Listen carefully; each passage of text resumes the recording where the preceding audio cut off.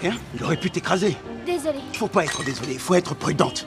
Annie rentre dans son appartement. Sa mère, Dee accueille, Hannigan, se plaint bruyamment dans la cuisine de sa vie pourrie. Cette femme cruelle annonce qu'elle a déjà contacté l'inspecteur et qu'elle compte envoyer Annie dans un centre pour mineurs la semaine prochaine. Annie accepte tout cela avec calme, car c'est la sagesse de survider, une orpheline en bas de l'échelle, luttant pour sa place en société. Oh, je suis une petite fille qui regarde pas trop où elle va, et puis voilà que je tombe sur le futur maire de New York qui me sauve la vie.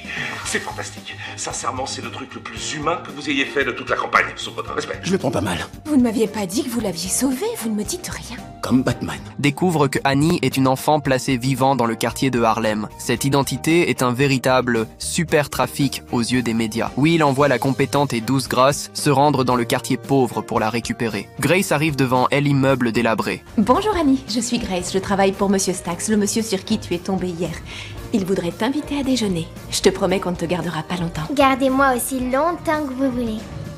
Peu après, un SUV de luxe se gare sous l'immeuble. Annie et ses amis courent excités vers la porte. Cet écart de richesse extrême se matérialise de manière frappante dans l'étroite cabine du véhicule. Annie ressent à cet instant un respect qu'elle n'a jamais connu auparavant. Mais dans ses yeux, il y a encore de la méfiance. Vous êtes trop à fond. Comment? On mange d'abord, la route a été longue. Oui, d'accord, on a qu'à... C'est quoi cette embrouille? Qu'est-ce qui te fait croire qu'il y en a une? Il y en a aucune. Allez, c'est juste que...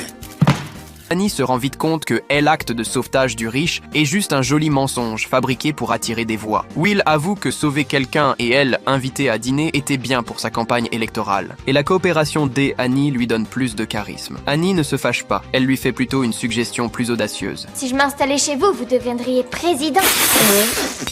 Non, c'est moi.